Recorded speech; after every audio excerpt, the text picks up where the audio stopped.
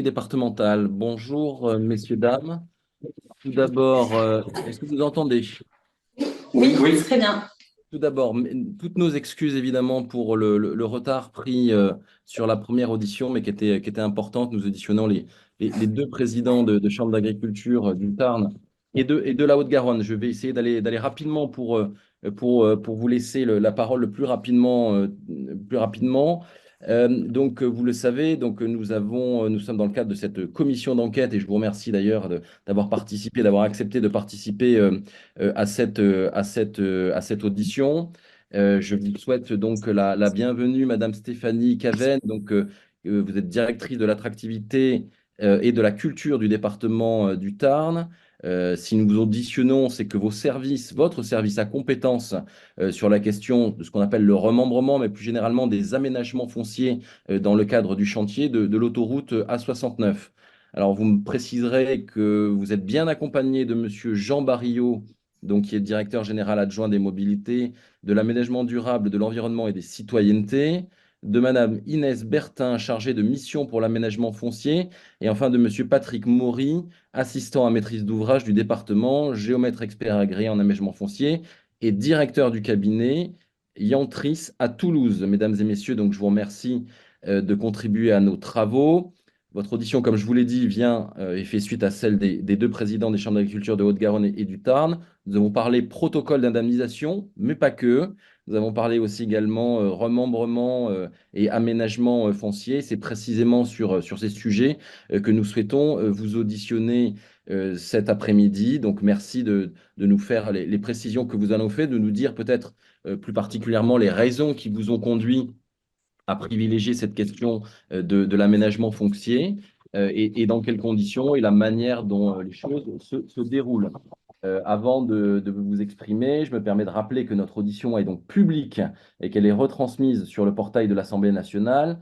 Et mesdames, messieurs, je vais vous demander préalablement à votre intervention de respecter la procédure de l'ordonnance du 17 novembre 1958 relative au fonctionnement des assemblées parlementaires et de vous demander donc de dire la vérité, toute la vérité, rien que la vérité, et de dire je le jure. Donc successivement dans l'ordre, pour Madame Caven, s'il vous plaît, Je le jure. pour Monsieur Barillot, Je le jure. pour Madame Bertin, Je le jure. et enfin pour Monsieur Maury. Je le jure. Merci, mesdames et messieurs. Sans plus tarder, je passe la parole à Madame Bertin. Oui, bonjour à toutes et tous. Désolée pour le retard que nous avons pris et donc du coup je vais être très brève dans mon intervention pour ensuite vous laisser évidemment la parole sur l'ensemble des questions que je vous ai adressées, qui, comme je le répète à chaque fois, sont communiquées à l'ensemble des membres de cette commission, puisque je souhaite que cet exercice et cette commission fassent date par rapport à la question de la transparence de son fonctionnement.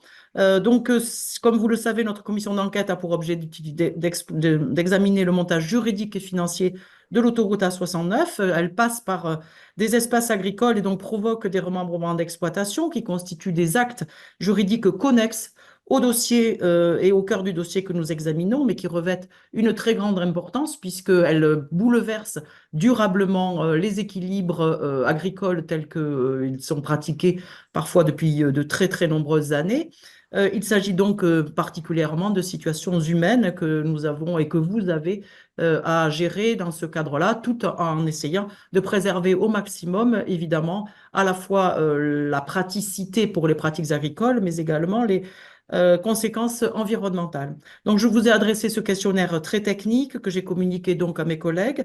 Vous pouvez vous en servir comme déroulé de vos exposés et bien entendu, puisqu'on ne rentrera pas dans tout le détail de tous ces éléments, nous adresser par la suite un retour écrit qui sera adressé à l'administrateur et nous sera adressé et qui nous servira pour l'élaboration du rapport de la commission d'enquête. Ben, je vous remercie. Encore désolé pour ce retard.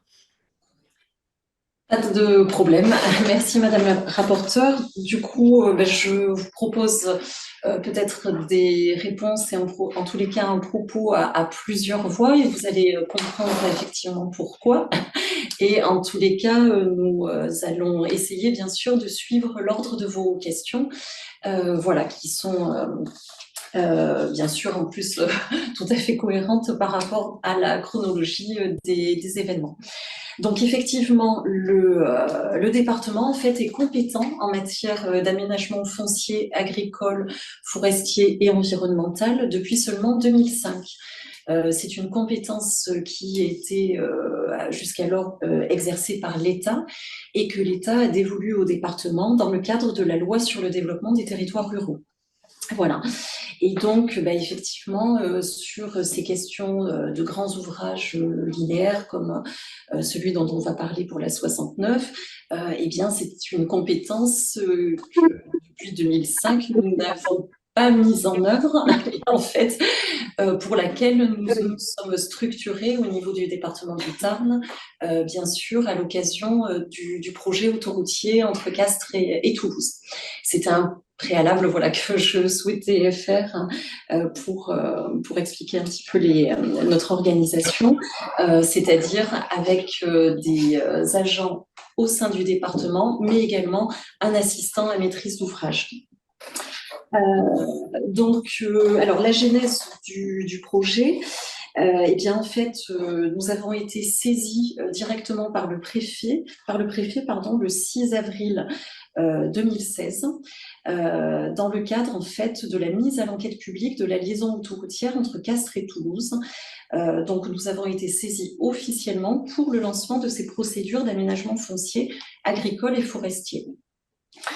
À la suite du coup de cette saisine, compte tenu du nombre en fait de communes impactées par le projet dans le Tarn, un nombre conséquent puisqu'on est à 17 communes impactées, eh bien, nous avons pensé tout à fait utile et nécessaire de procéder en fait par une pré-étude foncière que nous avons fait,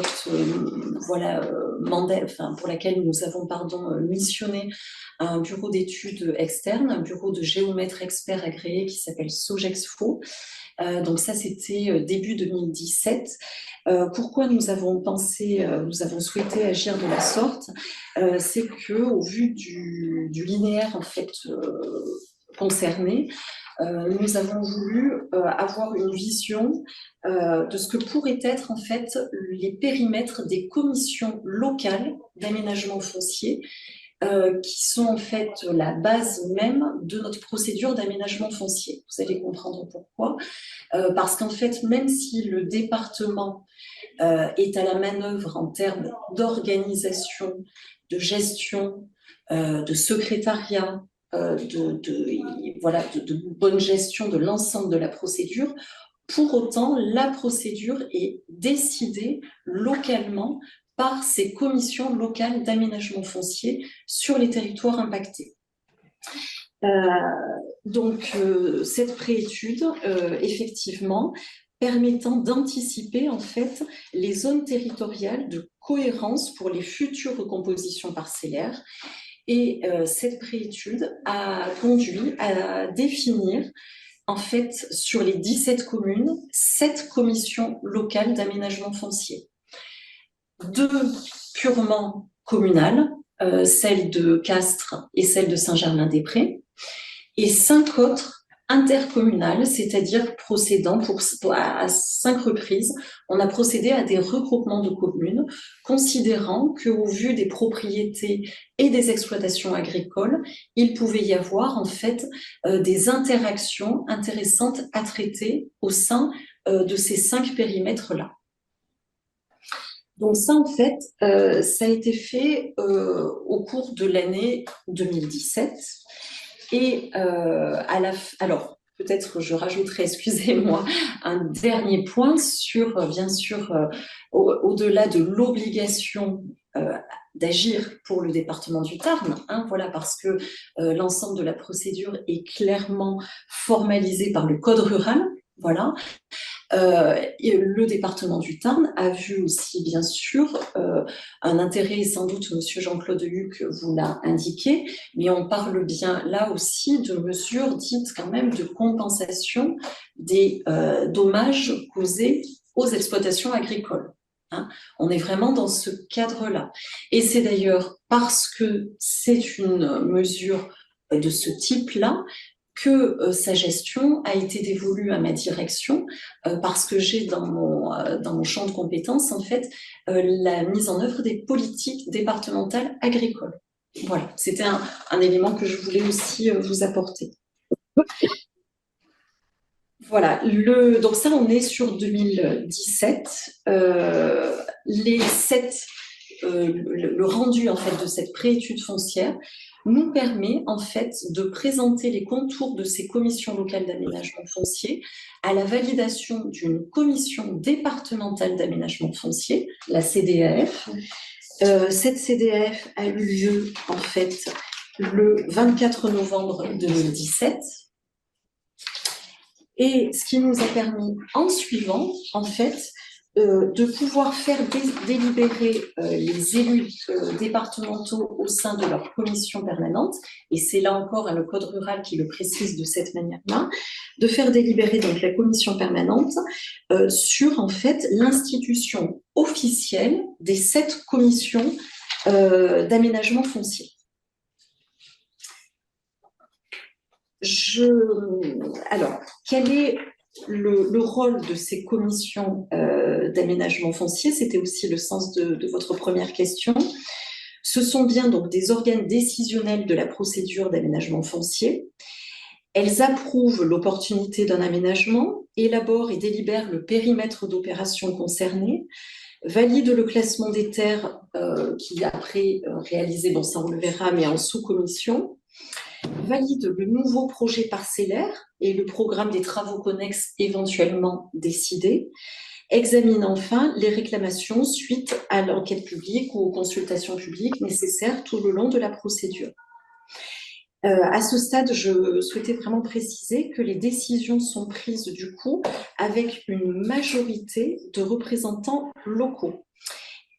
Et donc là, je vous indique de manière assez rapide également la composition de ces commissions locales d'aménagement foncier. En fait, donc elles sont composées d'un président qui est désigné par ordonnance du tribunal de grande instance, aujourd'hui le tribunal judiciaire, et qui est en fait choisi effectivement parmi la liste des commissaires enquêteurs voilà, sur notre territoire. En suivant un représentant de la ou des communes concernées, si c'est une communale ou une intercommunale, le maire directement ou bien un conseiller municipal désigné si le maire ne souhaite pas y siéger directement. 2 représentants pour les CIF ou 3 en CAF, représentant des exploitants agricoles.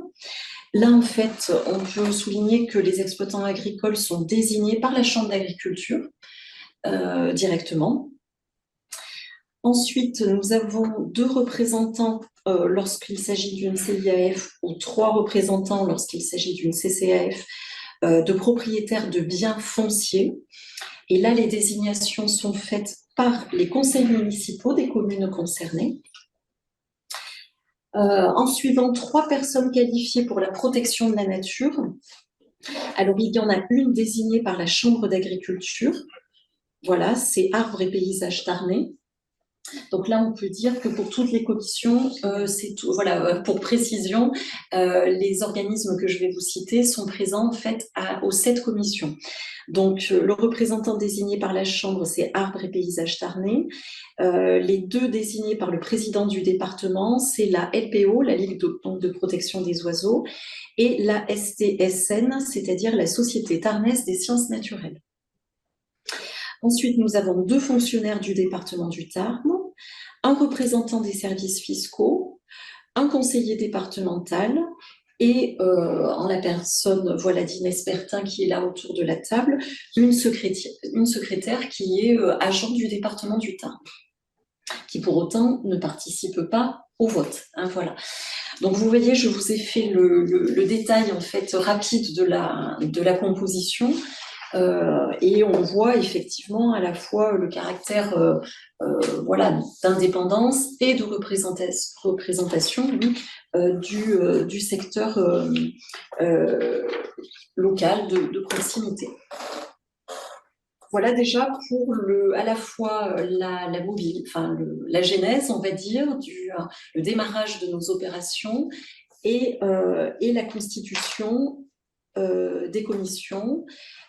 Alors ce que je peux peut-être vous indiquer pour finir sur ce premier point, c'est le périmètre des commissions intercommunales.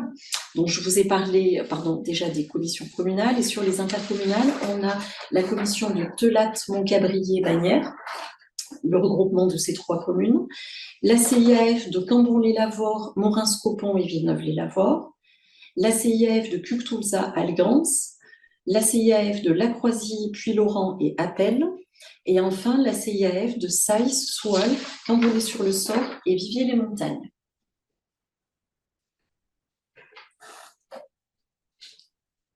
Voilà pour le premier point. Je ne sais pas, n'hésitez, j'ai peur d'assommer un peu l'auditoire, n'hésitez pas.